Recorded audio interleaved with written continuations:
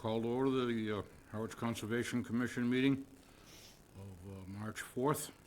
And this is a hybrid meeting. Login information is available on the town website.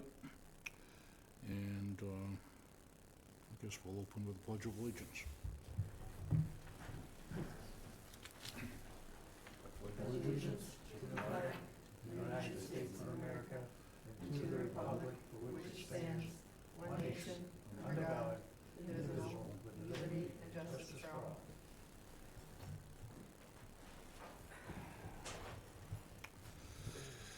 First item on the agenda is a presentation by Natural Resources Officer Stephanie Ridenauer.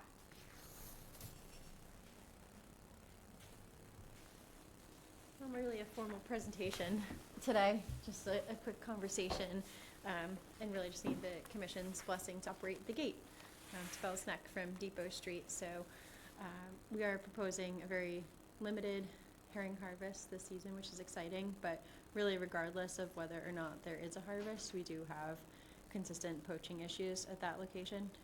It's a great location for that. You can back a truck right up and there's not a lot, you can't really see it from the road at night. So we do experience issues with poaching there, and the EPOs with the environmental police officers as well. So just to help prevent that ongoing issue of poaching, we're requesting the Conservation Commission's permission to utilize the gate, which I know has been used historically. It just hasn't been used in a long time. I don't think the department has necessarily had the staff to do so. So we're still at a limited capacity for staff, but if the Conservation Commission approves of us utilizing the gate, it would be from about mid-March to beginning of May. We have an electronic counter there, so it's pretty easy to know how the run is going and when we can kind of wrap up those operations. And we'd post signage in advance, and it would be on the DNR staff to operate with the support of our probably a couple volunteers, a couple other town staff, and then Division of Marine Fisheries staff has also offered their assistance as well to sort of take a shift, since that'll be 7 days a week for that basically a month and a half. Annie, would you like to open? So what are the closures? What would be the closures? Roughly 7 p.m. to 7 a.m. Okay. And then obviously there's still access from the other side of Bell's Neck, the nice new parking lot and everything. Right. And then I'm waiting to hear back from the police department as well, just to see if they're able to lend any support in the event that we would need somebody, say like in the middle of the night, to come, unlock, and they would have a code Sure. to the gate. And do you have dates planned for the harvest? We do have dates planned for the harvest, tentative dates right now, Mm-hmm. to go before the select board on March 23rd. But the operation of the gate would generally be sort of mid-March. We've had a cold winter, so it might even start a little bit later than that, but we would post temporary signs on site, just similar to sort of how we do when there's a cyanobacteria advisory. Just laminated sign advising ahead of time that we will start closing the gate at 7 p.m. starting on X date, just so that community members that regularly utilize that parking lot for whatever sort of recreation have advance Mm-hmm. notice that we would be starting to use the gate. We do historically have poaching there pretty much consistently every year for herring and or glass eels. As Stephanie said, it's super convenient for people, and you can't see it from the road. So I think it's great that you're proposing to do this. It's something we've talked about in the past, and just haven't had the staff and volunteers to be able to commit to opening and closing the gate.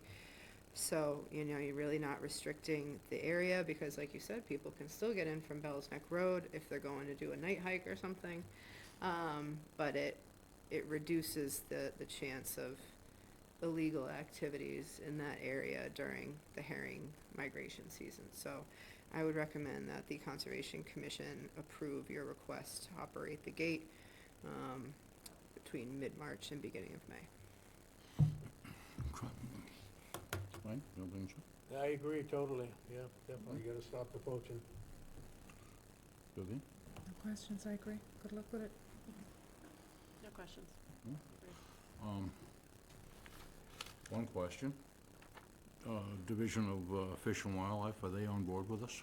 Yeah, so the Division of Marine Fisheries has offered some of their staff's assistance to Good. take a shift or two. They do regular counts there because in addition to the electronic counter being in operation, we do consistent visual counts. So DMF staff, myself, and some other volunteers and from other agencies will take a shift. So most days of the week, we have some sort of staff there. So they've even offered to adjust some of their visual count shifts where we verify the electronic count number to align with sort of closing the gate, and that way there's somebody there a little bit ahead of time in case folks might be in the area of the parking lot, so you could say, hey, heads up, we'll be closing the gate soon.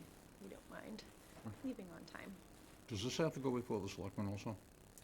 For the herring harvest, yes, on Does. the 23rd, you said. Okay. Yeah, the harvest itself, not the operation of the gate. That's strictly us, because we have care and custody of the land. Okay. We had talked about the location of the gate at one point. Is that something that we want to entertain or revisit at I this think point? that would be just something to revisit. Getting pretty close to the season this year, I think we use the gate that's currently there. But revisit potentially electronic option or relocation going forward. So shall we proceed with a vote? Is that I have one appropriate? quick question. What was the count for last year, do you know? Just over 280,000. How many? Oh, a little bit over 280,000. Is that a upward number from the It's previous a- years? or- It's a lower number for Harwich, so our time series mean for the past 5 years is somewhere around 570,000, so we've consistently You had know, years that that are, place used to be about half a loaded million. with herring years Yeah. ago. Yeah, it's a shame. Gotta stop the offshore trawlers from getting them. Oh, yeah. Well, could we have a motion? I'll make a motion that we approve the plan for the Howard Department of Natural Resources to maintain the gate up there at the Herring Run in West Howard. Seconded. Motion's made and seconded. Any discussion?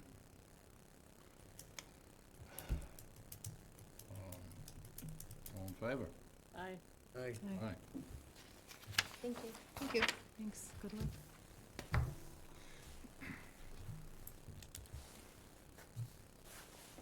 Next item on the agenda is request for determination of applicability. Leonard and Ann Dinoa, I believe it's pronounced, 5 Herring Run Road. Good evening. For the record, Raul Lizardi from Cape and Islands Engineering, representing the applicant and property owners for this project. Actually, representing the owners who are Leonard and Ann Dinoya, and the applicant who is the contractor that's going to be rebuilding this deck, Fraser Construction. So this project, we believe, qualifies for a RDA application in that the project consists of reducing the size of an existing deck. The wetland resources that we're dealing with are riverfront. There is a BBW on the property and adjacent properties. There's a coastal bank, and there is land subject to coastal storm flowage. None of the work is happening in the BBW, the coastal bank, or land subject to coastal storm flowage. But it is happening within the 50 to 100 foot buffer zone and within the outer riverfront riparian zone. What the homeowners want to do is reduce approximately 210 square feet of the deck. Now, the entire deck is going to be rebuilt. So the entire deck is going to be demolished, removed, and the part that's going to be constructed is going to be reduced by the elimination of that 210 square feet. That's essentially the project. A limit of work is proposed within already developed area. The deck is not the closest development to the wetland resources. There's a pool and there's a pool patio beyond this deck, so those features and those development will still remain, but the deck is being reduced. The area that is removed from the deck is going to be landscaping and part of the use for landscaping for the homeowners.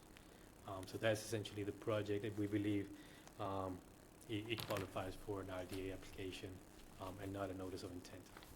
Thank you. So the pool, as Rule said, that there is a pool between the work and the resource area, and I did check, went back in time, and that pool's been there since before the Rivers Act went into place. And they're just looking to reduce deck, by 210 square feet, so a reduction in hardscape, so I also believe that it fits for a request for determination. I would just recommend that you use at least 50% native plantings in your landscape beds. And then I would recommend approval with a -2 and 3 determination. All right. Wayne? I don't have anything, it's pretty simple. No, Yeah. seems straightforward. Susan? No questions for me. Comment from the audience or online? I don't have any questions either. It seems pretty straightforward. I move to approve with a -2 and 3 determination, the request for determination of applicability at 5 Herring Run Road, map 45, parcel X 13-0. Second.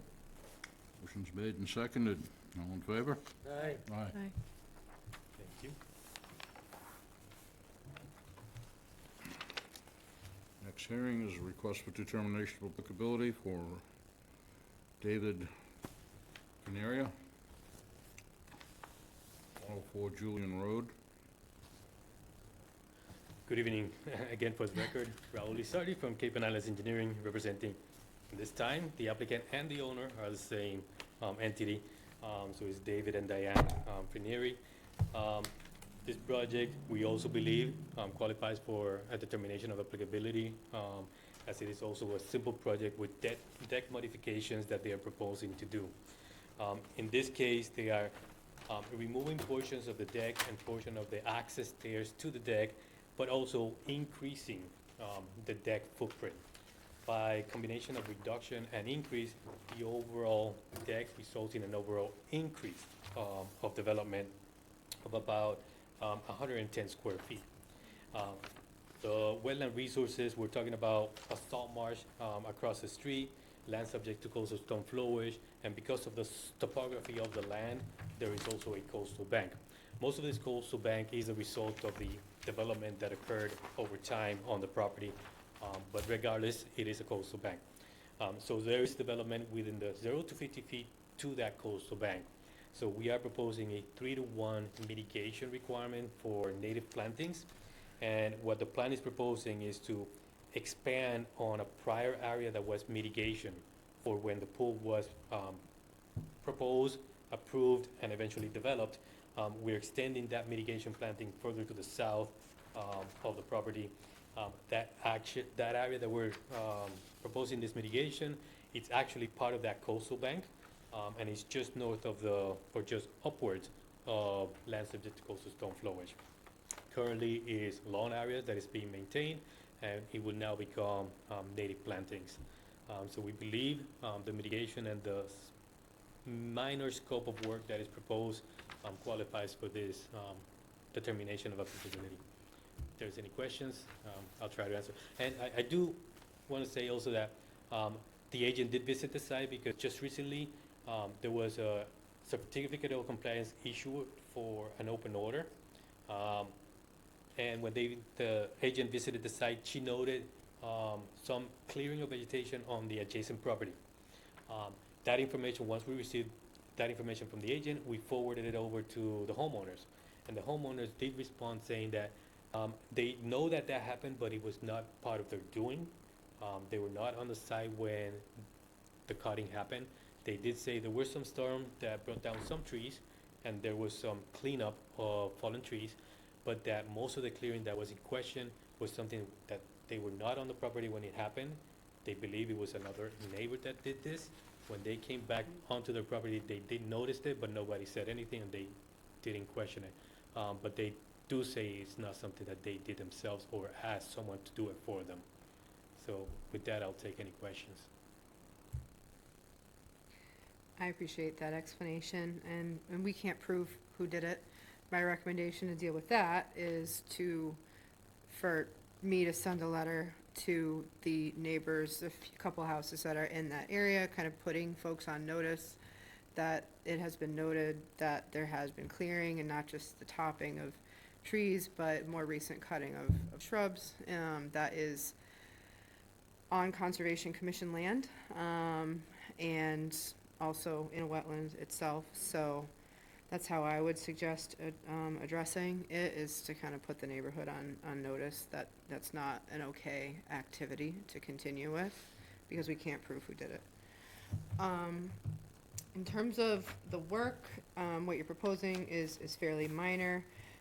As you say, there is technically a coastal bank on that northeast side of the property, just due to topography. It is a coastal bank in that it does prevent a little bit of flood, it provides flood control, but it's not, a sediment source coastal bank. So in the past, we have allowed, considering there's also sports court pretty much on it, we've allowed work like this to occur with the variance, provided they can mitigate. In terms of the mitigation, the previous beds, we didn't stipulate in the past that they couldn't be, maintained and landscaped. And now we don't really allow mulch, and we want that area to go natural. So my hesitation about where you've proposed the mitigation plants is that it would just, yes, it would be native plants, but it would be maintained like a bed, essentially. So I thought that I had was, instead of there, and to be more, to essentially reduce a little bit of lawn that's right adjacent to Cranberry Lane, which is right on the marsh, essentially, is to potentially, where there's existing forsythia shrubs, kind of on the southern corner, is to potentially remove those and do some native plantings along that southeast property line.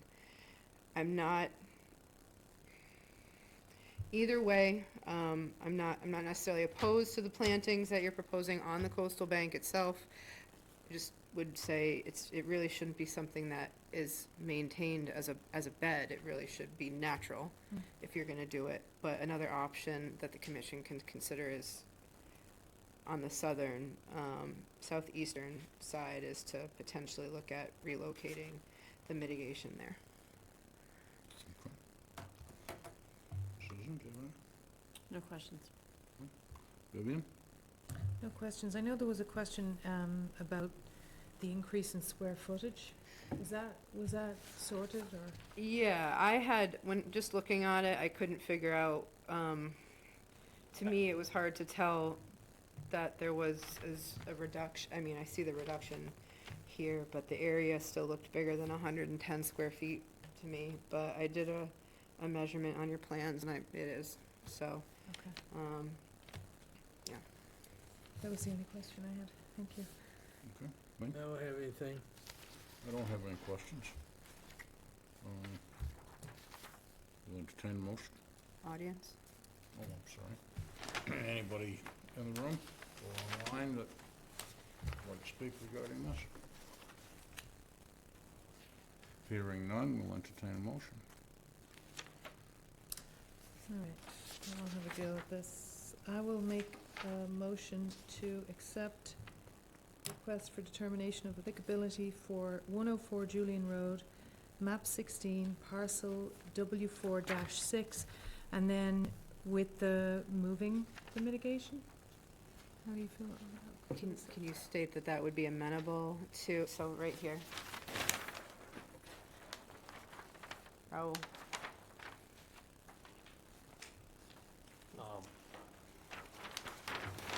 Before the commission takes a vote on that, something I do want to caution on. Hey, Tim? Oh, sorry. Sorry. Something I would want to caution in, any mitigation in this area that will be allowed to grow natural, not to get too close to the intersection. It becomes a blind spot. So as long as it's not obstruction to, traffic, relocating the 330 square feet like towards that area so that a car that's Mhm. parked here has clear view and not obstruction. Yeah, not right on the corner. Yeah. I think that is an acceptable condition. Okay. And I think you were talking about replacing the forsythia. Yeah, and if they don't want to replace the forsythia, it would just have to be in addition to, which would likely run a little bit more north. And I'm pretty sure it's forsythia, I couldn't tell. But anyway, if that's something that you could relay to them and just confirm with me that that works. So go ahead with your motion. And it would be a negative 2 and 3. Okay, so I will make a motion to approve the request for determination of applicability for 104 Julian Road, map 16, parcel W4-6, with a negative, what did you 2 say? and 3. 2 and 3 determination. Second. Motion moved and seconded. All in favor? Aye. Aye. Thank you. Motion Thank you. carries. Okay, I'll pass this guy around. Next item is notice of intent, Tom and Judy Lane, 80 Hoyt Road.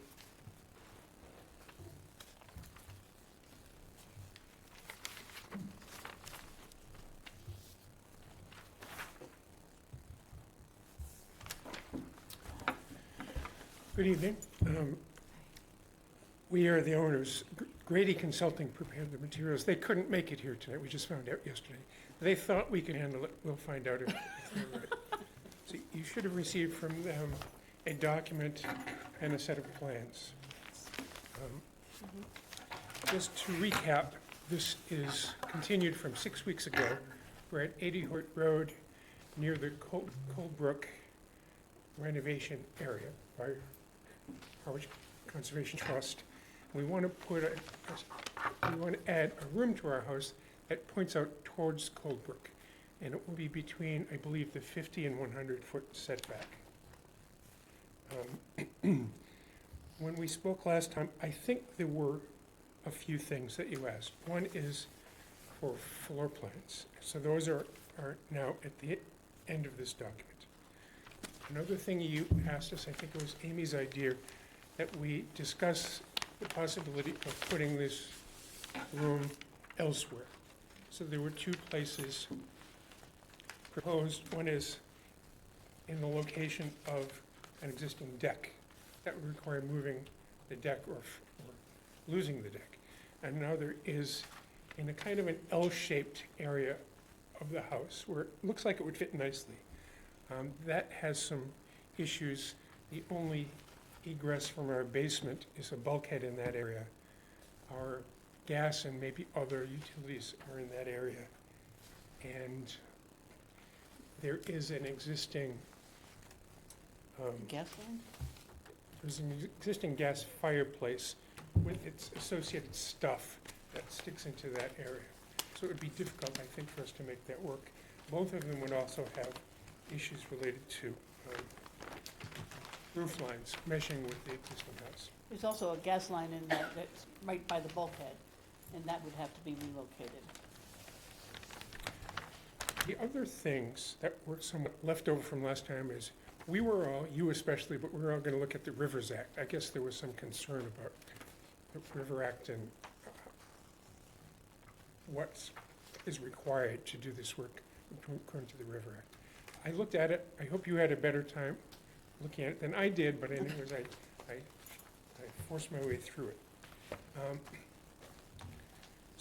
So I think those are all the issues, except for one last thing. There's a question about mitigation. Where could it be? We proposed it to be along a road. It's kind of like a road. It's a disused easement flowing, that goes from Hoyt Road into the Coldbrook Preserve. It's an easement because it was there for use by people working the cranberry farm. So nobody has rights to that easement anymore. We thought we could take a little bit of that. It's closer to the river. It's marked green on your, you have it in color? Yeah. Another thing that was discussed is removing a platform. When we bought this house 10 or more years ago, there was a platform in some natural vegetation area with a dirt path going up to it. So I prepared this sheet, which is in your package. It's got lots of colors, should be easy to find. Throwing out 5 things that have been discussed for mitigation areas. And I thought about what we would prefer. We would prefer the one that's being proposed on the plan, and all the others, and I rated them by different concerns, like which would cost the most, which would improve the buffer against the river, and so on. And a couple of things related to the River Act. I did see in the River Act, areas immediately along the river shall be selected for restoration. I don't know if that applies in this case, but the thing that we're proposing is the closest to the river. I also saw in the River Act, mitigation may include off-site restoration of riverfront areas. So I know in lieu of payments to do things elsewhere is allowed for certain things and not others. I don't know if it would be allowed for this project based on that quote from the River Act, but I threw it in there. After we prepared this, Judy here, I'm Tom, by the way, this is Judy, she thought of another thing. It dawned on me, I don't know, a couple weeks ago, I was lying in bed. And last fall, like October, I was out, I enjoy stepping out, going on our little platform out there, because that's one of the things that sold us on our house, was being out there. And I noticed that the Phragmites, I noticed this last fall, that the Phragmites have now grown. It's been an issue. The Conservation Trust has known this, and they've taken care of some of them on the other side, on the west side of the brook. But I noticed all of a sudden, I said, oh, those aren't just grasses, those are the Phragmite grasses. And they've now come onto our property. And so one of the thoughts is to do mitigation with that as well. We could do like maybe a combination of something along the strip, plus we could give the Conservation Trust like a donation or whatever it would be to offer, to figure out how to kill these Phragmites. They're more on the, if you look where our platform is, right now they're more to the right of it, north of that area. And on the other side, you can see old dead Phragmites. And I know Phragmites are really hard to get rid of. I started looking at that. I didn't know they were so bad. And my friend Ginny Nickerson came over and said, you've got to get rid of those. So anyway, so that was one area I was thinking of doing a mitigation of some sort. Because I know Phragmites are so invasive. So, one last thing before I yield the floor. There was some interest in us removing this platform as mitigation, and we could certainly do that. It's viable. It was described as more meaningful mitigation than certain other things, and I was trying to think, why is that? I guess it's an unnatural thing out in a natural area, and if we get rid of that, it would seem like a plus. If that's a goal, we identified another unnatural thing, which is we have this kind of secondary driveway paved with pebbles and shells, and it's surrounded by a stone wall. Right next to the garage. We don't use that area as much as we use the platform. So if a goal is to remove some unnatural thing as mitigation, we would propose that that would be better for us than the platform. And I have one more thought. One reason that we kind of also like the strip area is, this is all private land, and a lot of people don't understand that because they've walked this property for years. And we had a lot of issues started up after the Conservation Trust did this restoration. We had people parking on Hoyt Road, we had people parking at the health center, and then so they don't realize this, and that's why we ended up putting up a private property sign. It was actually the trust that put that in. Yeah. And I did also I talked to Michael Lack about the Phragmites too, to make sure he knew that. I said that last fall. But I was thinking, people still walk, and I was thinking that if we did the mitigation along the long strip here, like our neighbors come and then they bring their neighbors, and so, but our dog barks and the next door neighbors bark, but they would maybe get to enjoy some of the plantings we put in. Whereas we put them up where the platform is, they can't really see anything. But it was just a thought, that maybe they would get some sort of benefit if they do come and walk there. So, and then my other thought is, this is not, we don't have a real big house. It's 2,400 plus square feet. And this room is about 230, give or take. And we're asking, the deck in the back of the house, you can see it on there, extends out just above 5 feet. So we're really only asking to go out 13 more feet. And there's no trees, if I can remember, that we would need to take down. And so it's around 230 square feet, and it's not a big room, and I feel like this, we have 2 buffer zones already to the Coldbrook. We have all the low vegetation that's there, that's one buffer. And then we have the trees above it that are another buffer. And I don't think that what we're gonna do is we're gonna really affect the river. And, because our property it slants towards the east, so water tends to go the other way. And because I see at these other properties where grass goes right down to a harbor with a little buffer zone. And I just think that this is just, I don't know, it's just a small 230 square foot room that we're asking so we can get a little more sun in the room, in the house in the wintertime. So I guess that's all. Amy? Sure. So at our last meeting, we did request more information. First was a more detailed alternatives analysis, because this is a requirement of the Rivers Act, particularly when you're proposing work in the first 100 feet Yeah. of the river. Second, a floor plan, which they provided. Third, a planting plan showing restoration of degraded riverfront area at a 1-to-1 ratio. Fourth, a plan detailing mitigation options. And fifth, to evaluate whether there is a coastal bank on the property or not, which would impact potentially where buffer zone lines are. So I did speak with DEP about performance standards for work in the inner riparian.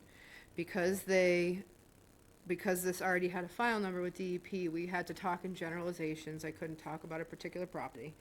I'm sorry, you said it was what was the word you used? I'm not familiar with what word you used.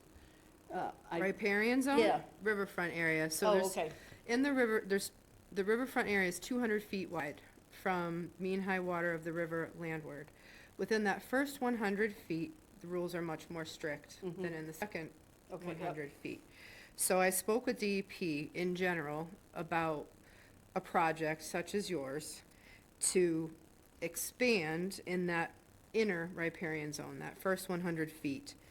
And they essentially had said no work should take place closer than the river than existing in the inner riparian, unless you can substantially improve the riverfront area with meaningful restoration, prove that there are no practical and feasible alternatives, and prove what you are proposing is not going to have a negative impact. This property, it was before the Rivers Act went into place. You already, if you hadn't been, you'd only be allowed to do 5,000 square feet of disturbance, but because you're before the Rivers Act, you have 16,000 square feet of disturbance legally. And that we should be careful about allowing additional alteration. So going into a couple of those points, so I never heard back from your engineer about whether there's a regulatory coastal bank on that southwestern portion of your property that I asked them to investigate. Know that. At that last meeting, I had mentioned that, and that would potentially put additional, buffer zones and whatnot on the So property. is a coastal bank a good thing or a bad thing? I can't say whether it's good or bad. Okay. It's a resource area. So it is a wetland resource area defined by the Wetlands Protection Act, Okay. which is afforded a 50 and 100 foot buffer zone to it. So it's just, if it's there, and I think it may be because it's at a grade, that it's steep enough in the event of a flood to contain floodwaters, that it has its own set of performance standards. Second, I think it kind of got overlooked that, yes, you're mitigating or restoring at a 1-to-1, but as I've mentioned, we have a 3-to-1 mitigation requirement for work in the inner riparian zone in terms of disturbance to mitigation, and that's because, and that's right in our regulations. So this does not meet that yet. I did understand that, and I thought that the plan was proposing 3-to-1 mitigation. You think Just the strip is, just the strip is 3-to-1? that was my understanding, Because the green that's around the structure does not count as mitigation. right? Right. You told Um, the engineer that last time, and I don't know why they put it there. I guess they're just trying to say that they would Yeah, restore it's areas not- that were disturbed. It's not clear Okay. to me that this meets your 3-to-1. And I do like that strip along the path there. I guess if you had a measurement there, would that make it, I thought I saw a It measurement. should be on a table somewhere.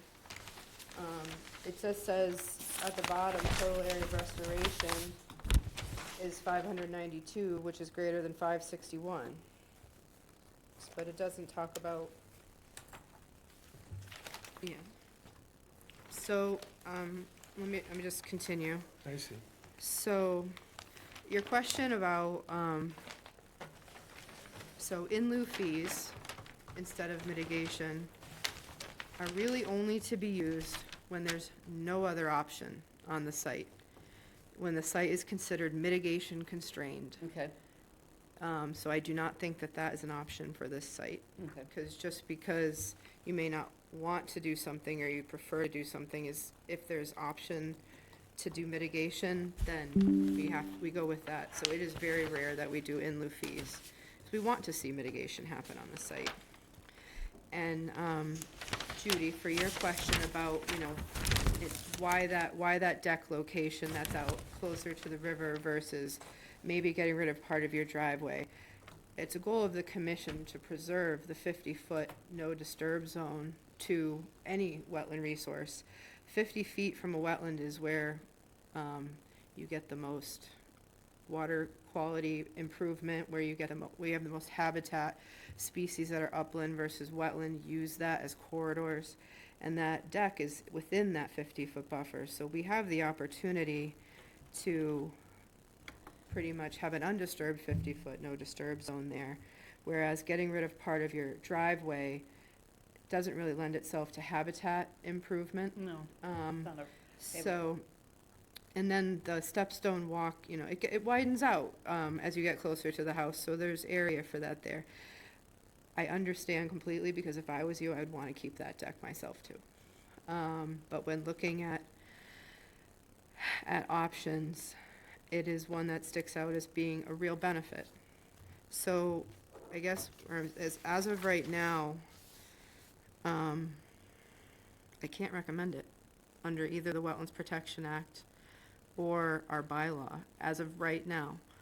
I want to, because I understand where you're coming from. I understand you want a little bit more space. But there's still a few unanswered questions, like the coastal bank, the mitigation, things like that. So as of this point, I can't make a positive recommendation, but I'm interested to hear what the commission has to say, because it's up to them, not up to me. I guess I'm still confused. I was along the old easement road, where that's closer to the riverbank, or Mhm. closer to the river. And that's, so which is on this, does everybody have the bigger, okay. Yeah. I mean, this is a pretty large area for mitigation. And I guess I don't know, maybe I'm not hearing it right, why the deck, where we call the platform, I guess I just don't understand why that's a better area for mitigation, as opposed to along the old easement road. Because I can't tell if does that meet that 3-to-1 requirement? And also, I would be talking about that deck in addition to that strip as mitigation, potentially. I can't understand from this plan if you're meeting the 3-to-1 Okay. requirement. So, yeah, I guess we both thought that was, this long strip was, but you still don't think that's enough? So your addition, 216 square feet, you have to multiply that times 3. Okay, Your restoration is 290, just using numbers, it seems that you're you're a little short. but if we extend it, this going down that way or that way? Who has evaluated that area for the actual size of that area that's potentially to be restored? Who has evaluated, I wasn't able to see it because of the snow, but,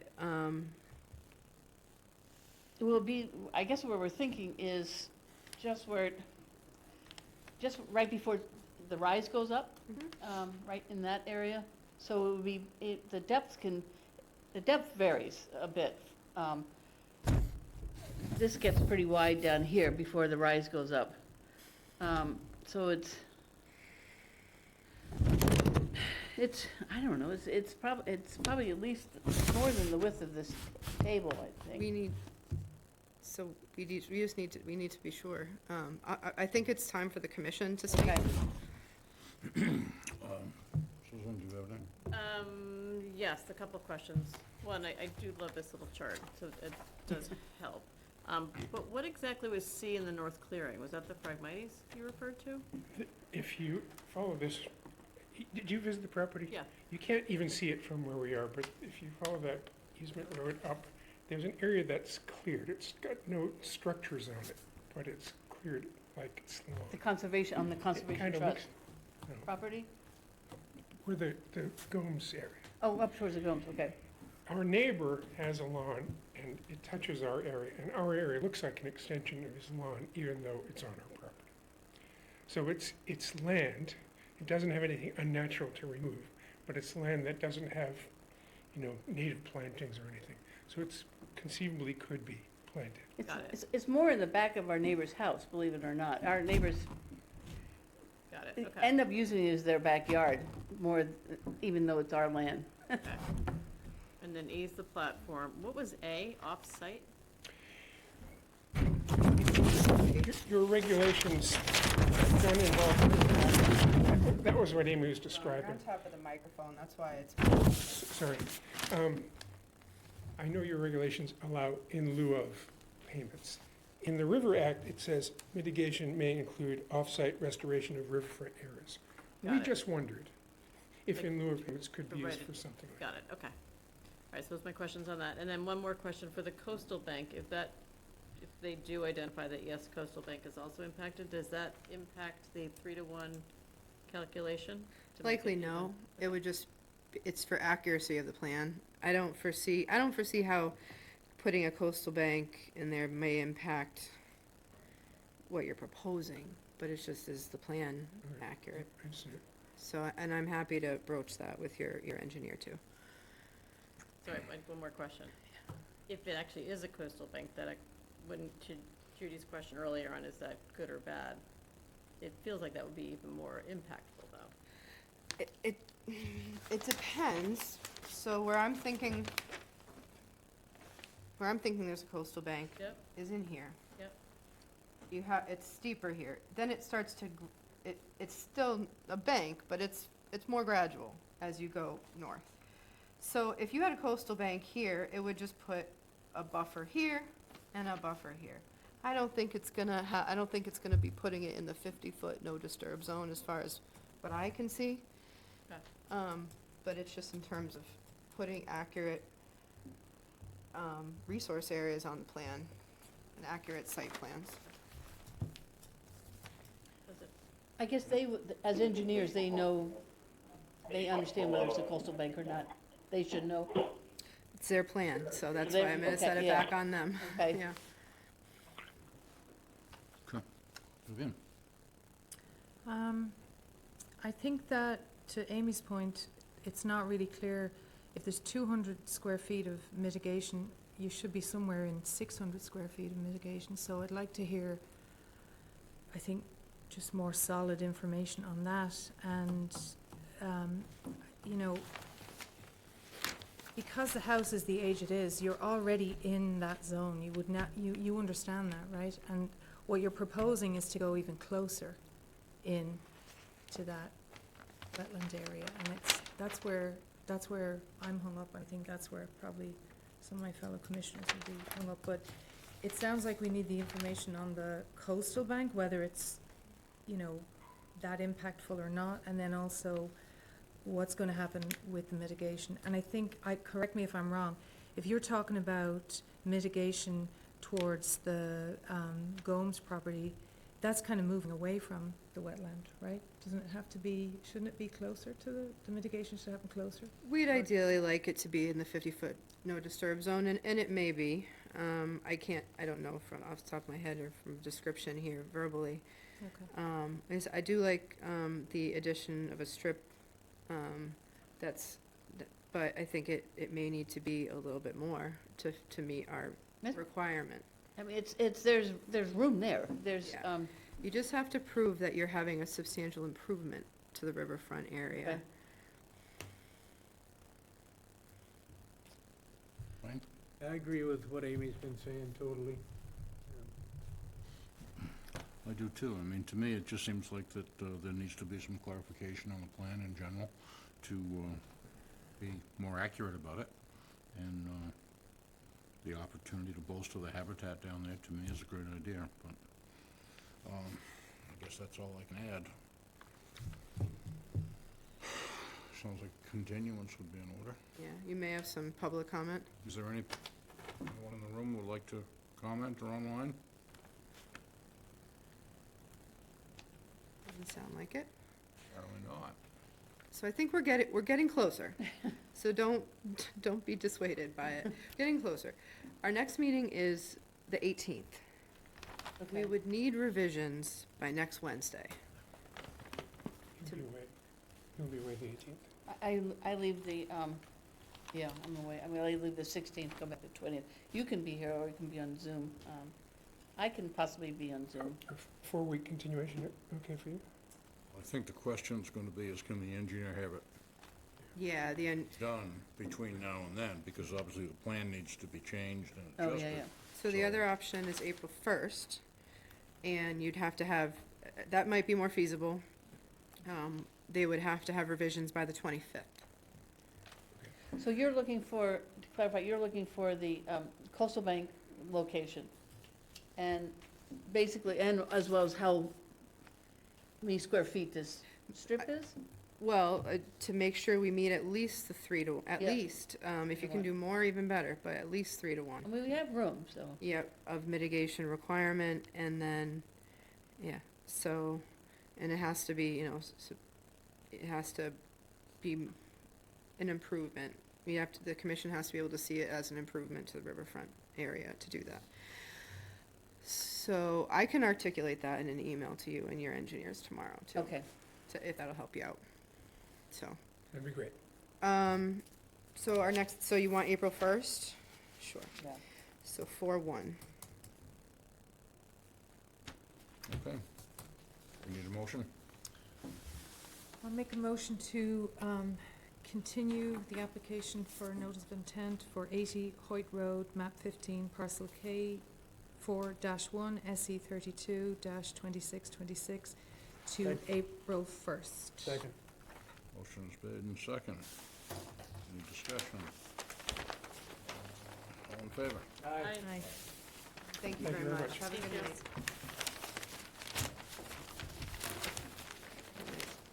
Mr. Chair, don't wait for me, I'll be right back.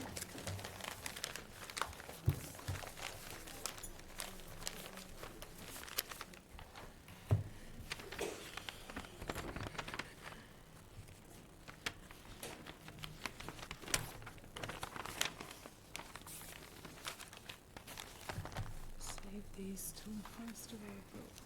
Just gonna gonna wait for Amy to come back, because I got a question on this next one. Oh, okay.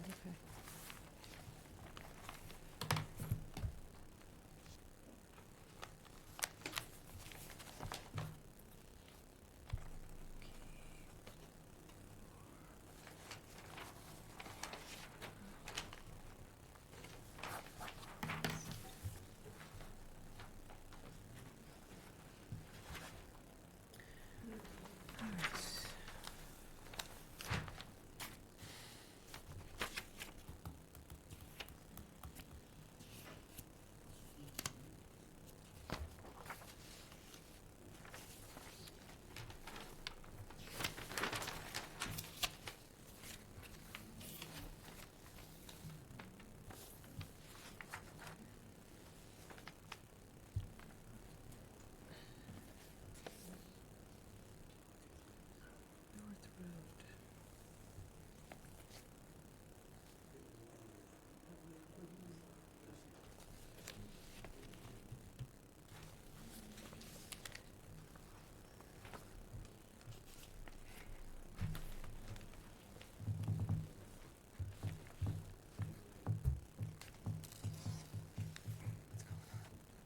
Was that gonna be, the next one's gonna be continued, isn't it? No.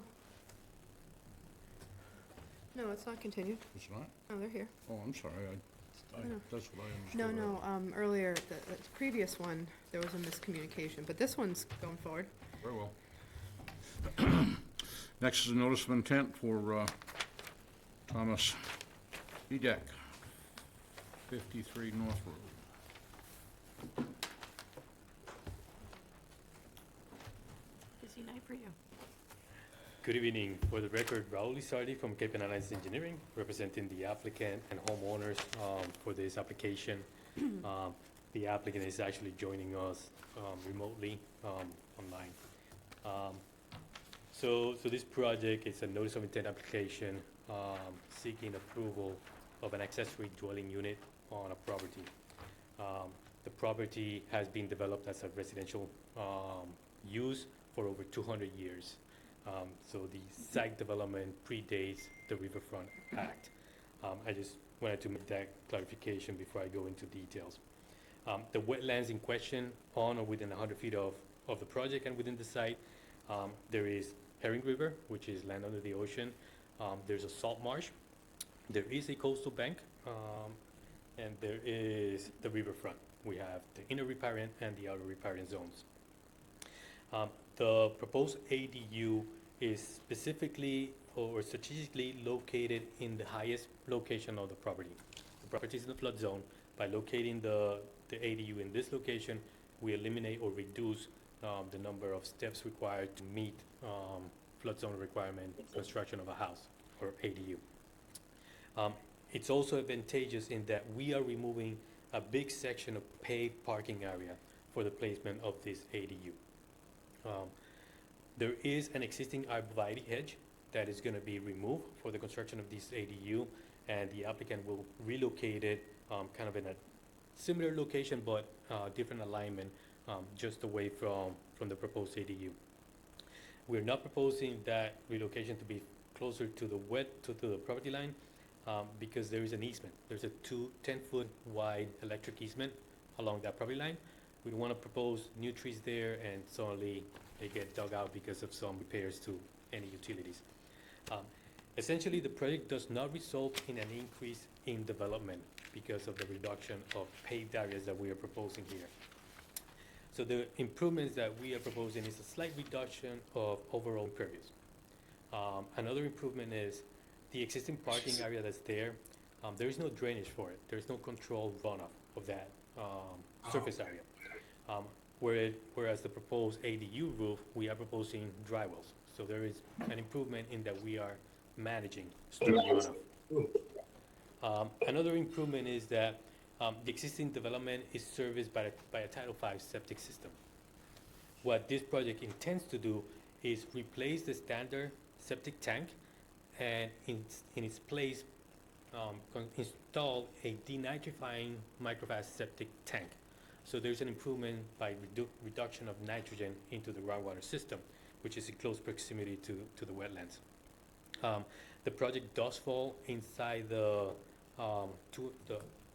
in the outer riparian zone and in the outer 50 to 100 foot buffer zone. But again, it does not increase development in either of those cases, so there's no requirement for mitigation plantings. So the mitigation that we're proposing is in the form of an improvement to the septic system, to a denitrifying septic system, and an improvement in drainage, in controlling some of the runoff. For construction, we do have a limit of work. So the limit of work is the typical stake sill fence with either straw wattles to control any runoff during excavation. There's not going to be a basement on this because it's in the flood zone, so this is going to be slightly elevated. And essentially, none of the resources are being affected in that the coastal bank that exists on the site is not going to be affected. The vegetation on the site is not going to be affected. So there's no changes in topography or changes in vegetation that are going to change the functions of the coastal bank as a vertical barrier. So it will continue to control floodwaters up to those elevations. The salt marsh as well is being protected because none of the work is that close to the salt marsh. We do have marsh on both sides, and the ADU exceeds 100 feet to that marsh. So that's the project that we have before you. And if there's any questions, I'll try to answer. So the work is 76 feet from the top of coastal bank and 133 feet from mean high water, which puts it in the outer riparian zone. They wish to construct a 16 by 28 foot ADU with a couple small porches, one on either end. It's currently in, 75% is within paved area. The rest is lawn.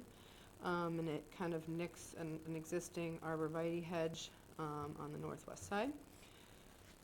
The Rivers Act considers paved area really the same as building when you look at it. And so there is no increase as proposed in structure or hardscape really than what's existing on the lot or within our jurisdiction. The septic improvement, is that being driven by is there an increase in bedrooms, or is there a bedroom being eliminated from the other house? So right, I did not elaborate much on that. So the only change to the septic is just the tank. The design, the overall design is for 3 bedrooms, 3 or 4 bedroom. But anyway, there is no increase in flow. Okay. There is going to be a modification inside the existing historic building to provide a case opening for the studio so that it cannot be considered a bedroom. Gotcha. Okay. Thank you. Yep, it will be a 2-tank fast IA system, which will improve the effluent coming out. And you had said, so where the ADU is proposed, it's pretty much right at around elevation 11, straddles that flood zone line. Are you proposing to bring in any fill at all, or just build slightly up to accommodate for that? So there's a little bit of grading. Once we remove the blacktop, that roughly could take anywhere between 2 inches to maybe 2.5, 3 inches.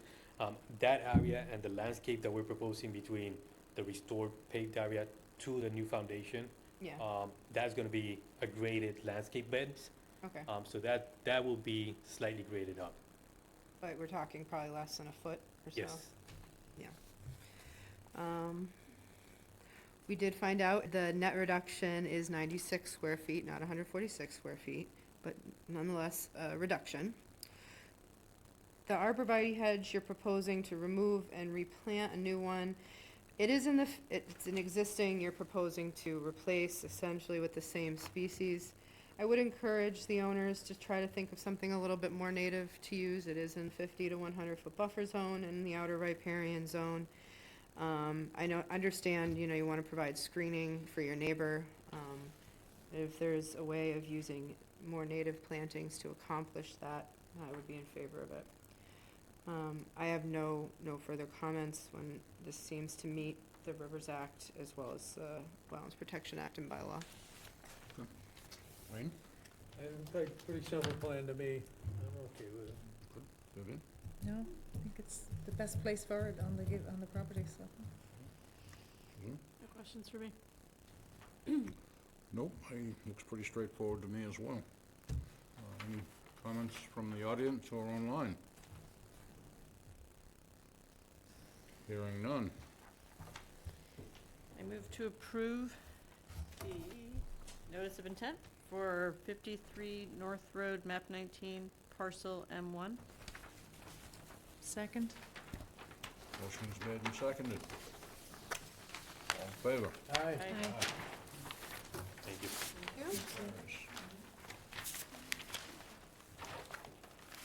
I think we have you for one more. Looks like the whole night everywhere. I mean, he was smart. He stocked them all in one night. So did you bring your lunch? Dinner. Oh, sakes, all right. Next hearing is notice of intent for Timothy J. Ewart at 166 Bank Street.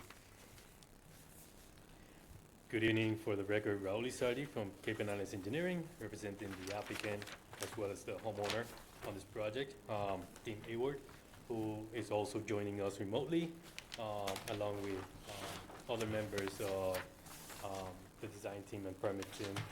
We have Michael online and Antonia, the architect for this project. So it looks like I've been slowly increasing the type of works that we're proposing and presenting in this night. So this one is more elaborate than the prior three presentations that I've done tonight. So this project is additions to a home, but also new pool patio, and a lot of landscaping improvements and drainage improvements. Similar to the last project, this is a site that has been developed for over 200 years, so it predates the Riverfront Act. The wetlands on or within 100 feet of this site include the riverfront, which is both the inner riparian and the outer riparian, a BVW, land subject to coastal stone flowage, and an inland bank. The BVW and the inland bank are associated with the brook. Coal Brook is the name that brook has been given. It's along the northern delineation of this property. In fact, the center line of that brook is the property line for this property. The project proposes to remove portions of the existing house and rebuild, but at the same time on that rebuild, expanding on the house. Then towards the left side of the house, the applicant proposed to construct a pool, and around the pool, a pool patio. There are some existing walkways that they're going to be relocated to align with the proposed additions and the proposed modifications, but also extended all the way out to the new pool patio. There is a combination of increases in development both in the 50 to 100 foot buffer zone, as well as in the inner riparian zone and outer riparian zone. When we calculate the mitigation requirements, as Amy was alluding to in a prior presentation, the required mitigation for the riverfront zones overtakes the required mitigations for the 50 to 100 foot buffer zone. So we are proposing roughly 8,000 square feet of mitigation that slightly exceeds the required 7,800 and something from the increase in development. So the increase in development in the inner riparian zone, 3 times that, it will be, the increase in development in the inner riparian is 1,295, 3 times that. The outer riparian increase is 1,964, 2 times that. It ends up being 7,800 and something. We're proposing almost 8,000 square feet of mitigation planting. In addition to that, we are proposing some rain gardens. There are 2 rain gardens that we're proposing. We're proposing trench drains to collect runoff on the patio that we're proposing and directing them to those rain gardens. The rain gardens are going to be seeded with a native seed mix. So essentially, it's going to be an area that will also serve as mitigation in that it is native plantings and it's going to be filtering runoff water from the development. All of the required mitigation, the almost 8,000 square feet, is pushed all the way to the perimeter, the outer western and northern perimeter, closer to the wetland and closer to the brook, to enhance the thickness or the width of that existing native vegetation. Now, this almost 8,000 square foot of mitigation almost triplicates what exists on the site. Most of the site, for those who went to the site, if the snow allowed it to be seen, it's mostly lawn. Yeah. And there's roughly 2,000 square feet of natural vegetation, and I'll touch on a little bit of what natural is. But the 8,000 is more than triples what's there. So essentially, the site ends up being about 10,000 square feet of naturally vegetated areas. There are some specific specimen trees that the applicant wants to keep. The applicants currently live in Dedham, and they have gone through conservation permitting before. They understand what native plant species mitigation require, allow them to become mature. They want it to be that way. They actually want less lawn. The site currently has so much lawn, and they don't want to maintain that much lawn. This project, with the mitigation and the proposed pool and pool patio, reduces lawn by 14,000 square feet, which in itself reduces the required nitrogen and phosphorus introduced into the groundwater by fertilizing. Another project or another activity that's being proposed here is a fence enclosure. However, we did hear back some comments from the agent. The intention of the fence enclosure is because the homeowners have dogs and they want them to allow the dogs to wander in the backyard. But it was a perimeter fence that exceeded 400 linear feet. After reviews, the comments of the agent with the property owner and applicant, we are no longer doing an enclosure. What we are proposing to do, instead of the 400 plus square feet, we're reducing the length by 73% to only have 115 linear feet of fence. What we're going to be doing is the portion of the fence from the side of the house on the east side is going to end at the beginning of the mitigation planting. So just that little straight section of fencing. Over by the garage, we're going to do something similar. The portion of the fence that goes west is going to terminate where the mitigation plantings begin. The intent is that the mitigation planting becomes that vertical buffer that the dogs will not wander off of. So from 400 plus square feet, linear feet, we're going to reduce the fencing to 115 or so. There's a portion of fence that is also being proposed between the garage and the proposed addition to the house, but that's just a portion of fence within existing landscaping and existing walkways, so it is insignificant for wildlife. But this reduction in fence, it is a response to allow for the migration and movement of wildlife. Most of the wildlife will likely stay within the vegetated and restored mitigation planting areas, so that allows wildlife to traverse the site without the fence being an impediment. We do acknowledge that we're getting closer to the wetland resources with this proposed work, but in accordance with the Wetland Protection Act and the Riverfront Act, if the site was developed prior to the adoption of the Riverfront Act, you can develop it so long as you have the room to mitigate for it, and we're mitigating on site. Now, the Wetland Protection Act requires a less number or less ratio of mitigation planting compared to the local high-risk requirements.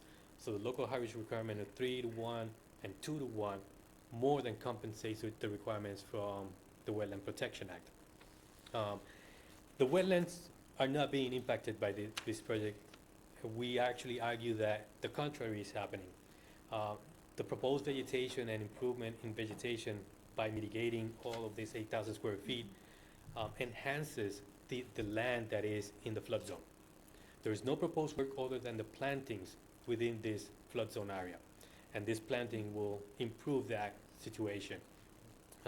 Currently, there is some areas that the lawn reaches almost the edge of the inland bank associated with the brook. By proposing removal of that lawn and in place planting native species, that benefits that inland bank as well as the brook by providing some buffer from human activity getting too close to those wetland resources. And of course, we eliminated the fence that was very close to those wetland resources, so we don't have that. We do acknowledge that we are posing activities in the 0 to 50 foot buffer zone, so it requires a variance. We submitted a variance as part of this application, but we didn't include the fence. And the agent made us aware that the fence has to be part of the variance because it is in the 0 to 50. So we want to ask the board to also consider the mitigation planting in the 0 to 50, the rain gardens for drainage management in the 0 to 50, and the fence, that the portions of the fence that are in the 0 to 50 as part of that variance, given all the benefits that the project is proposing. As part of riverfront development that increases development, we did provide an alternative analysis. So the alternative analysis is included in the application. Some of the analysis are the typical ones that you've always seen: no action. No action would not, allow the homeowners to have the pool that they want because they currently don't have a pool. Development within the existing footprint of development, there is not enough land to actually do the pool that they want, or it will interfere with existing septic systems and other features that are developed on the site that are currently not proposed to be developed, like the garage and the driveway. So ultimately, we feel that this development better suits the project, mainly because of the amount of mitigation that it requires, and in itself reducing the amount of lawn. So that is the biggest benefit that this project brings to the riverfront area, in that it triplicates the existing vegetation along the brook and closer to the wetland resources. The agent did mention, and the homeowners were aware, that there are invasive plants within what's naturally vegetated. So the area that's roughly 2,000 square feet of naturally vegetated is not completely native. The homeowners are relatively new as homeowners on this property. We did acknowledge that there is a burning bush at the site, very close to the brook. We do call that on the plan to be removed and replaced with something native. We haven't done an actual survey of what kind of species are out there to identify what is native, what's invasives and non-native that should be removed and treated. From photographs that I have from our own survey, I believe there is Japanese knotweed, but I cannot be sure. I believe there is also black locust, but I'm not sure. One of the fallen trees, my understanding is that it is a black locust. Black locust spreads fairly easy through the root system and so forth. But the homeowner is engaging with Wilkinson Ecological Design to visit the site once the snow clears and things can be actually analyzed, and they can do a survey of what is there that should be removed, how to treat it, and how to replace or restore the area. That has not been done. It is not part of this application at the moment. The proposed mitigation that we show on the plan, we believe conforms with the regulations and meet the required mitigations. What we are asking this commission is to allow for a condition that once any assessment is done of the site of invasive species, that gets submitted to the department, the conservation department, for review and approval. It will be beneficial for those invasives to be removed. Something else that I wasn't sure of what it was, it looked to me like it was porcelain vine. Okay, so I was good on that. And that is very aggressive. And once it starts growing on top of some of these newly planted shrubs, it will kill them. And the applicants understand this because they've already gone through conservation permits where they're currently living, and they do not want to jeopardize these thousands of dollars that they're going to be investing in native plants. So they understand that they want to eradicate anything that could harm their investment. But we ask that that could be something that maybe is conditioned to be submitted to staff to review and maybe vet it later on, maybe under an RDA if that is the case. With that, I'll be open to any questions. Okay. I apologize for not catching this sooner. I just got it now, otherwise I would have told you. The 8x8 equipment pad, can that be moved outside the 50-foot buffer zone? Potentially up near the garage, so it's on the southern property line within the 50. So it's in the 50 to 100. Oh, I apologize, I was reading it wrong. My bad. You're correct. And it is already accounted for in the comparison of Oh. increasing development. Thank you, sorry, I read that piece wrong. You're correct, it's within the 50 to 100 foot. The patio, how is it gonna be constructed? And it appears that there's a trench drain So yes, for runoff? yes, it's gonna be a cut stone patio. Yeah. And there are 2 trench drains proposed. Currently, there is a brick patio and some brick Yes. walkways in the backyard, and there's like a circular drain, on site.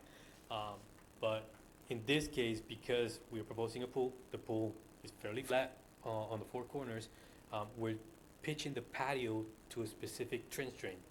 So the trench drain will collect runoff from all the patios. So the patio is not pitching away towards the landform. Any probably drainage or runoff that just comes off the patio on the sides, because of the grading, will likely reach those rain gardens, because we're proposing those rain gardens on a low point on the existing lawn. But mostly, all the drainage on the patio is directed to 2 trench drains. Thank you. Then there's a pipe that will go out to the rain gardens. Thank you. This still has to go in front of the Historic Commission, correct? Yes, Yeah. there's applications, I believe, already submitted. Okay, great. Yeah, this house is a historic structure, so it will have to be vetted by the Historic Commission for this. So in terms of the riverfront area, I would say, like, this project is different from the other one we saw, because this one has historically been, this area has been disturbed and essentially clear for well before the Wetlands Protection Act or Rivers Act went into play. And it is essentially, it's a house with a garage and a lot of Cape Cod lawn, with a fringe of, I would say, probably 80 to 90% invasives along the edge of the wetland. I had the ability to visit this site in the fall, late summer, fall, when the new owners bought the property, and their caretaker had me out to look at some things, so I was able to see some of the things kind of still in bloom along the edge there, and the vast majority is invasive. So that would be my biggest concern, and it sounds like, I'm glad that it's also the owner's concern, is that potentially with all this mitigation, and I think, this is a site that is fortunate enough to have plenty of room to do that on-site mitigation, that typically we would want to have seen like a land management plan that a place like Wilkinson or a company like Wilkinson would put together with a timeline of what's going to happen, like a 3-year, usually it's a land management plan for like 3 years, to just ensure that this mitigation is actually going to make it and not be overtaken. It sounds like they're engaging with them, which is encouraging, and that would probably be something that we could consider maybe as an amended order going forward to keep it all together if this is to go forward. In terms of the fence, I appreciate you and the owners bringing that in, because especially it was going to be a stockade fence as well. That's really a structure that does block wildlife, and as we said in other hearings, along rivers, along wetlands, that first 50 feet is really a huge wildlife corridor. And this particular wetland, the old bog and the stream, I think it's gonna get a lot of use by critters. So eliminating that from basically the back edge of the property is helpful. You still are showing a little bit in the 50-foot no disturb zone, that would require a variance. I do understand that they want to have their dogs running around. I would be hesitant if it was me, without a complete enclosure on a busy road like Bank Street, with all the attractive critters that are gonna be in that marsh back there, that even a dense planting is probably not gonna keep, I would not say it would keep the dogs in. We've had other people who live on the wetlands in this area that the dogs get out, and so I'm cautious about the wetland, but also about the animals. There is still room if they wanted to have a enclosed area outside that 50-foot buffer, basically extending the northern end of the pool in a northerly fashion. There's a small area there if they wanted to completely enclose a small area of lawn. I can't say I can recommend approval for putting a section of fencing in the 50-foot buffer right now, because it doesn't seem to be, you know, a type of hardship situation. But, I mean, the rest of it, I think it does meet. I have to, like, let me look at my notes real close. Let me just look and make sure I'm not forgetting anything. No, they don't have any new structure within 50. They've mitigated, and their replanting plan is a nice plan for what they propose to do, for restoration in that area, reduction of lawn.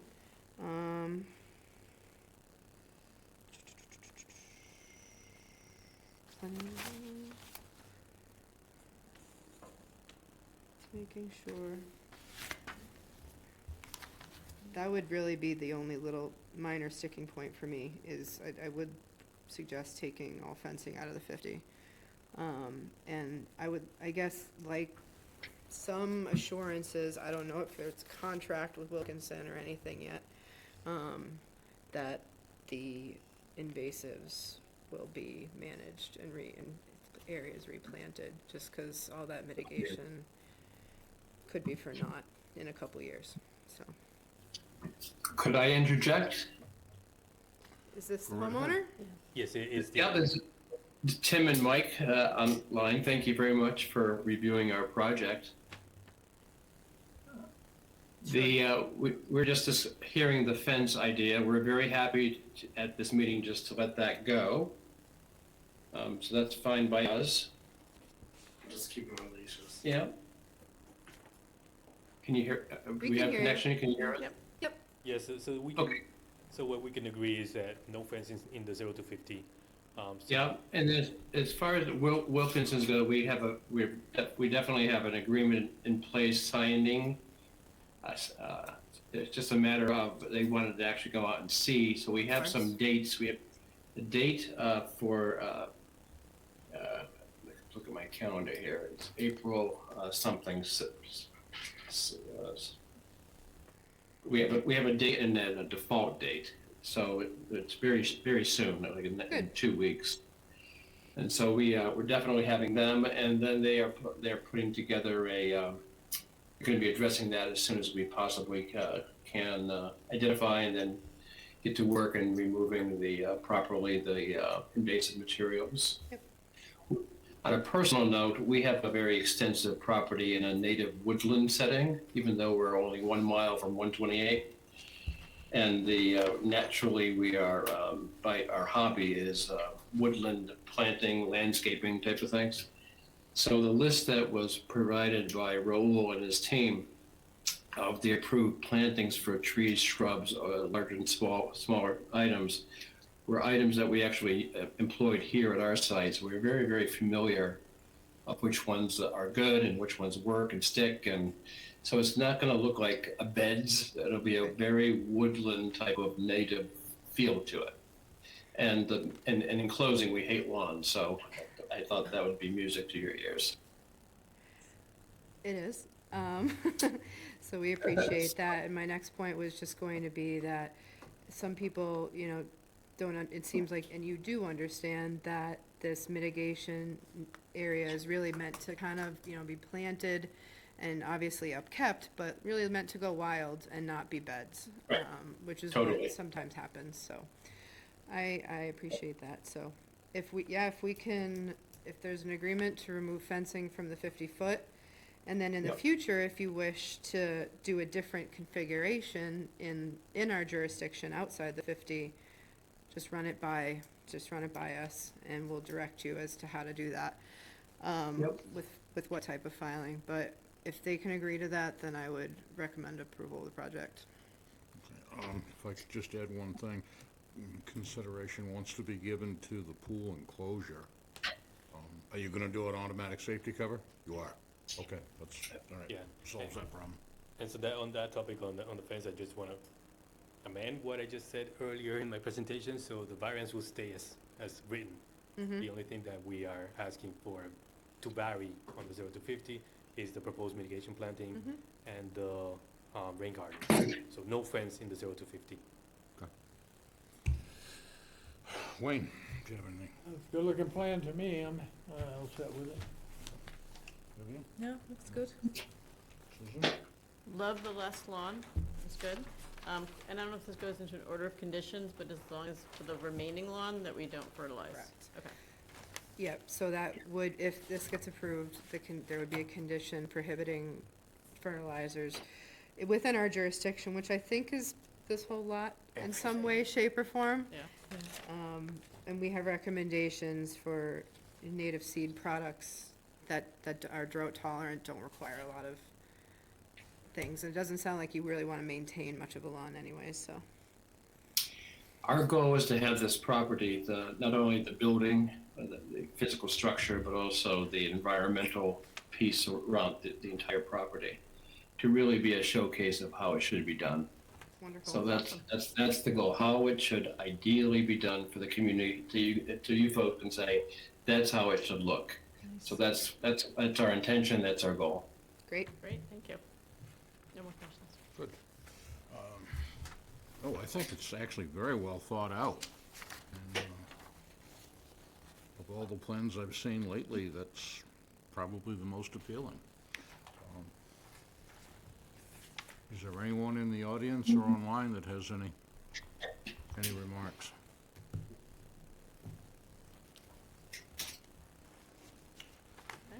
Hearing none. I move that we approve the notice of intent for 166 Bank Street, map 23, parcel N5-2. Second. Motion is made and seconded. All in favor? Thank you, thank you so much. We're very appreciative. Thank you. Thank you. We won't let you down. All right. Great. We'll be back for a tour. Yep, great. Yeah.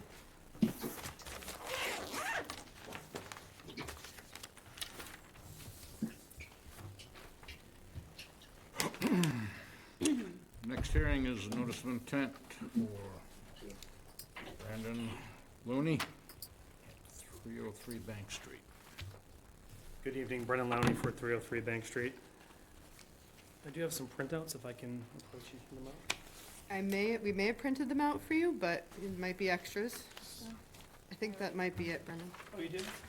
But you know what, I Amy don't have took one care for of the us. file, I'll take one. Thank you. Anyone else good? Can you give me a second? I think you got it. That was based on my conversations with him, so. Thank you for your time this evening. This is a notice of intent for 303 Bank Street. The proposed project is a single-family home, and a portion of the house is going to be sitting in the 100 to 50. It's approximately 1,380 square feet, and we're proposing a 2-to-1 mitigation of 2,800 square feet. The mitigation required is 2,760, we're proposing 2,820. If you were to look at the property itself, where the building sits, very unique property. It's a beautiful, thank you for the site visit as well, you had a chance to see it. There is a couple of clusters of rhododendrons that were planted. The previous owner, who owned 307, pretty much treated this as an arboretum. He planted so many plantings throughout the property. It's beautiful. There's walking trails, a little bench to, look at the vernal pool. And what we decided with the help of Amy is to maybe take out some of those rhododendrons, the clusters, and do the mitigation in those areas, which would be west, which would be directly behind the house, and in the northeast corner. And the work limit, we're trying to keep as tight as possible. And as far as the septic is concerned, we had it in the front of the property, which puts it at 132 feet from the closest point of the vernal pool. One thing to note in this plan is that flag number 4, after a soil test was moved, an additional 4 feet closer to the house. So the house sits, the foundation portion at 71 feet. If you have any other questions, more than happy to help. And one other thing, for the mitigation on the next sheet that I provided, the plant list, we're planning on adding plantings 4 to 5 feet on center, 1 gallon size, sheep laurel, and inkberry, which will give hopefully the proper ground cover that does not exist.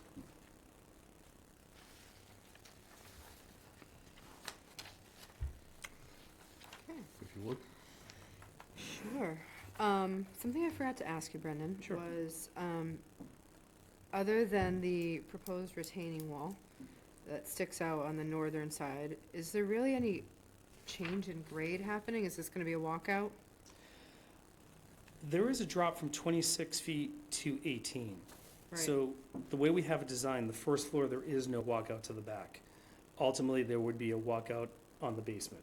So Okay. there is a walkout on the basement level. Yep. And we're, like I said, the work limit, we're keeping it as tight as possible, really just for, maintenance in the future. But from there on out, it's gonna be as you see it. But you're not planning on additional, on any grading of the site? I don't believe so. Okay. We're gonna keep it. There, outside the 100 where the proposed driveway is, and Mhm. this just popped up yesterday when I was meeting with one of the neighbors, who lives to the right and knows the area, Mm-hmm. and talked about a potential rainstorm and the water flowing in and how we're gonna Mm. mitigate that. And that was wasn't on my radar, it is Mhm. now. It's gonna be something to think about where the driveway sits Mm-hmm. and how we stop that, whether that's retained or not.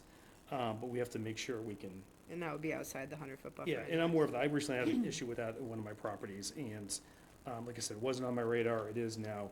But other than that, everything's Okay. gonna be just naturally grading down the way you see it. Thank you. So as Mr. Lowney said, the closest point of the house to the wetland, which is a certified vernal pool, is 71 feet.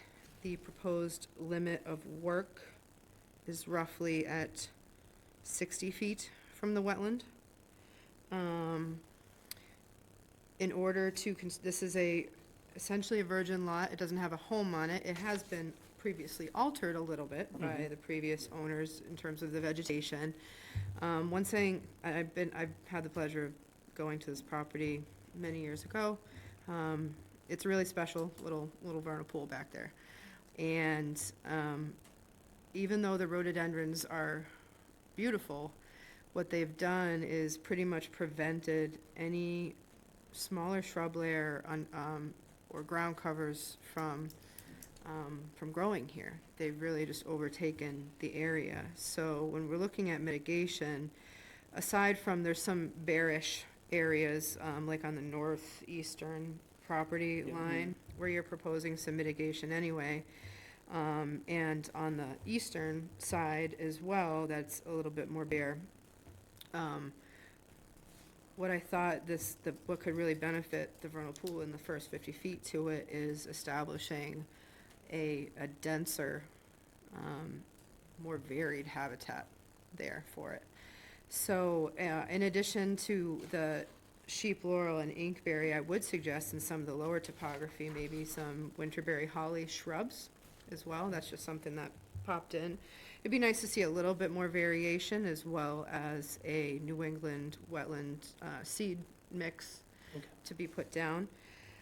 But I do think even with putting a house within the 50 to 100-foot buffer here, I think there can be a greater, a benefit to this vernal pool by what's being proposed. Provided that, I think we had talked about at the 50-foot, that maybe a split rail fence be installed along the 50-foot no disturb zone in the future to prevent lawn, or any type of equipment from going into that area and making it an actual true no disturb zone. Yeah, I originally had that on there, but we pulled it off. Would you prefer that, or? It's something, It's up to I'm commi- recommending it, let's see what Yeah. the commission has Okay, to say. Sure. I think either intermittent boulders, in this area, I think a split rail fence makes more sense. Again, just to keep, we want people can continue to walk around, this area, but just to really say, you shouldn't be taking equipment past this to be doing work, so.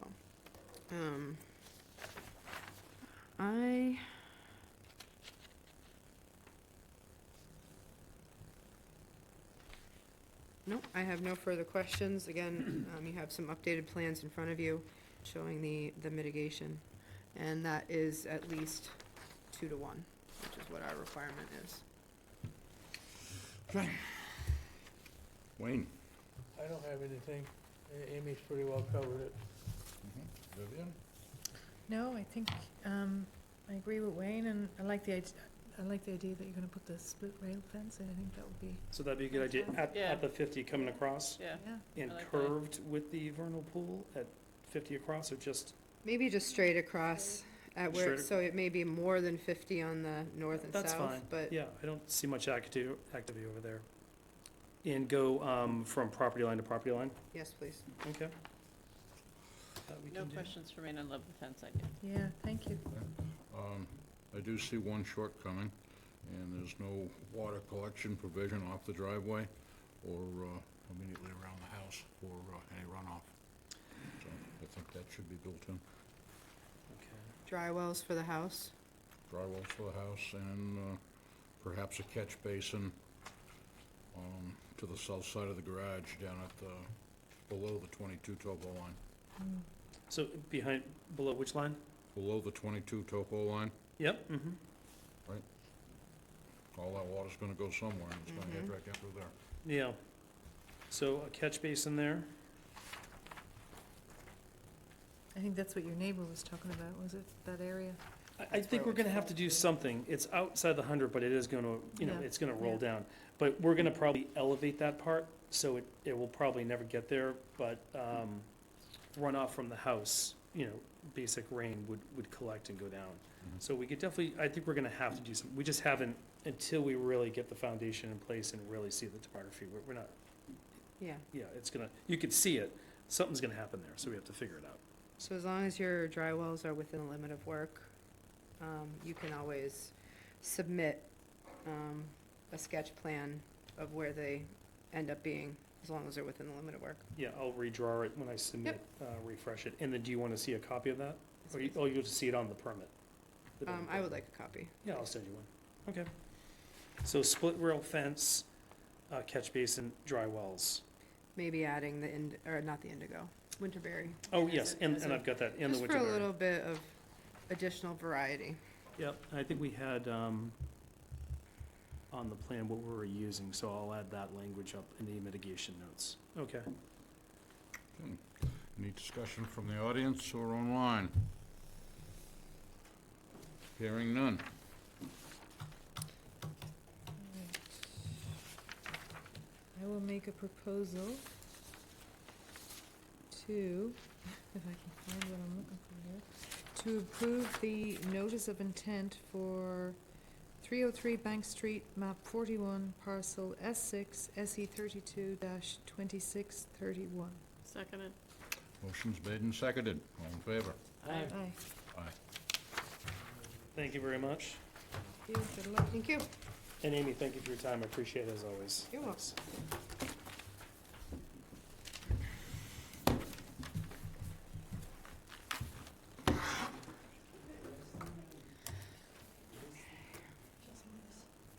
Was that a continuance? The snow in, What? Yeah. Rich? we need to indefinitely continue it formally. So you need to announce it, and then we have to motion for an indefinite continuance. I'll tell you why in a minute. So you have to announce it. The next hearing is Vincent Helrich, SE 322628. They've requested an indefinite continuance.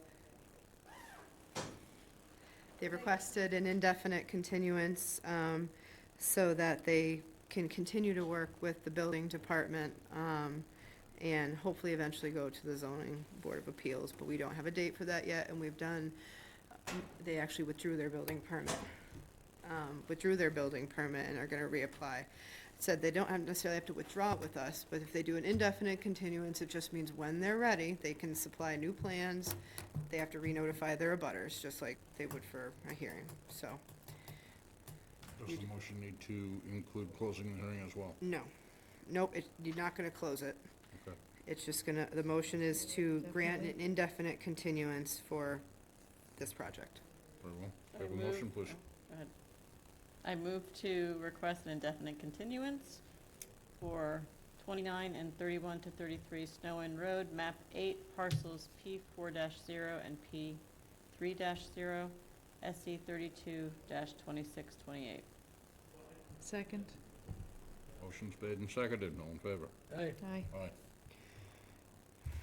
I would suggest, because we don't have the chair or Sophia here tonight, both who were very impassioned folks regarding fertilizers, that we put this on a future agenda. I know that you had provided, I mean, it's totally up to you, Mr. Chair. You Understood. provided, something, and if you wanted to go over it, we can, but I think we should wait till we have, to have real discussion until we have more of the board Yeah, I here. think that's appropriate. Okay. I'll put it on for the next meeting, and we'll see if we can get it. That's fine. Thank you. 3:18, and then we have one set of minutes from February 18th. Mhm. They look good to me. I've looked at them. I don't have any issue. Susan? No, they're fine. No? Wayne? No, I have nothing. The other one was a work session, so I told Nikki to prioritize our meeting. Okay. So the other one should be done next time. All right, I'll make a motion to approve the minutes from February 18th, 2026 for the Harwich Conservation Commission. Seconded. Motion's made and seconded. All in favor? Aye. Aye. Aye. Just a reminder, I think most of you got back to me. March 13th, we have a work session at 1 o'clock here with the Cape Cod Commission for coastal resiliency. Yeah, Yeah, okay. Here, 1 See you o'clock here. on 13th. 1 o'clock on Friday the 13th. Oh, wonderful. what could possibly go wrong? That's right. Wonderful. Can't think of too much else. So we're in the process of evaluating the damage in our conservation areas, in terms of mostly just trees down and trails that between my department, DPW, and HCT will tackle as we can, but we're just really able to start getting into the areas. Obviously, that was not the priority in the storm to open those up. I noticed the town of Yarmouth had a notice in the paper to anybody that was in the jurisdictional area to just take a photo and email it to them and then proceed with the I cleanup. wonder if they got that from me. Yeah. That's how I, the state didn't come out with a declaration of anything, and usually, sometimes they do, after a big storm like this that impacts a large area, where they say, basically just document it for the next, I say 60 days. Yep. So, and that's to ensure, take photos, let us know what it is, so we know that it's storm damage and not just, I want a better view. So how convenient that you're just letting people remove trees right now. Yeah, yeah. But we're doing the same thing. I'm not making them do an admin review. If they have tree damage or something like that, then same thing. So I've told a number of people that. Yeah, can I ask a question about that? Hmm. So, the one that I told you about the other day, by the time I drove back, someone had come and taken care of it, but what happens if there's a tree on, the DPW is not gonna go onto somebody's property, even if it's a huge, big monster of a thing, It is the responsibility of the yeah, that's what homeowner I thought, to yeah. take care of. We can only do what we can do in terms of not requiring a permit, not charging the $50 and going through that rigmarole. Just let us know. But yeah, Well, they removed the big tree across from me today. Like, it was clearly the guy across the street's tree. It fell across headwaters. They shoved it back up in his lawn. They came and, oh, they cut the tree up, took the main parts of the tree, although they left this gigantic root ball that I guess Yeah. is now his issue. Yeah, yeah, How the hell he's gonna get rid of that? I thought Yeah. you couldn't pick it up. they've been Oh. very good. if it's near, Oh, okay. Yeah. they're generally pretty good if it's close to the road that they'll take it. But if it's something that's in back of your Way in, house, yeah. they're not. Yeah, okay. Any idea who dumped the rubbish in Bell's Neck? No, no clue. Dumped what in Bell's Neck? A couch, Couch or something. Ah, Yeah, he dumped a bunch of crap up there. where? furniture, Like, it's not right near the like- reservoir. Oh, you've gotta be kidding me. Went nicely with the piano, didn't it? Well, we Piano could've, was yeah. Nicer. When Piano was for the a car. piano? Oh, the piano was years ago. Yes, it was. Really? That somebody, Yeah. not just on the side of the road, like in the woods, Yeah. a upright piano So now it's at the Historical Society. And when we used to do Harwich Conservation before the Cold Brook was restored, they would have a musical event in there where people in different areas would be playing different instruments. And that piano made its Really? debut Oh, that's there. good. Somebody's using it That's anyway. nice. It was Tom Talismanic, Yeah, oh, is Played that it, right? yeah. Tom, he's good. Tommy T. Any more from Champion? Nope, What's our next they've course? they have not paid the fine yet, so gonna, wait for the 30 days and then go to court. Okay. Has there been any communication about the Main Street bogs and any further activity coming there? In terms of, there's no building now proposed over there, but in terms of the intentions of the tech, other than, they have an agreement with Harwich Conservation Trust to look at that stream that goes into Flax Pond as part of the whole restoration that HCT might be doing to Thatcher's Bog south of there, because Thatcher's Bog's the stream leads into here, leads up to Flax Pond. So there is, there are studies being done to the streams that go through the bogs for that, but in terms of the school programming, no. Any further communication about the cleanup that was supposed to be taking place back there that does not appear to be ever done? No, I did breach the subject with our acting town administrator when he was here, and I think they were gonna be in touch with the then lessee, but I don't know if anything came of that. Well, if the tax school is not gonna do anything up there, what happens to that whole agreement we had? Well, they have a lease, so that comes down to, you know, I have to read it again in terms of seeing, like, do they have a certain amount of time to do something, or is it just a blanket 20-year thing? Huh. So I don't know that answer Interesting. right off the top.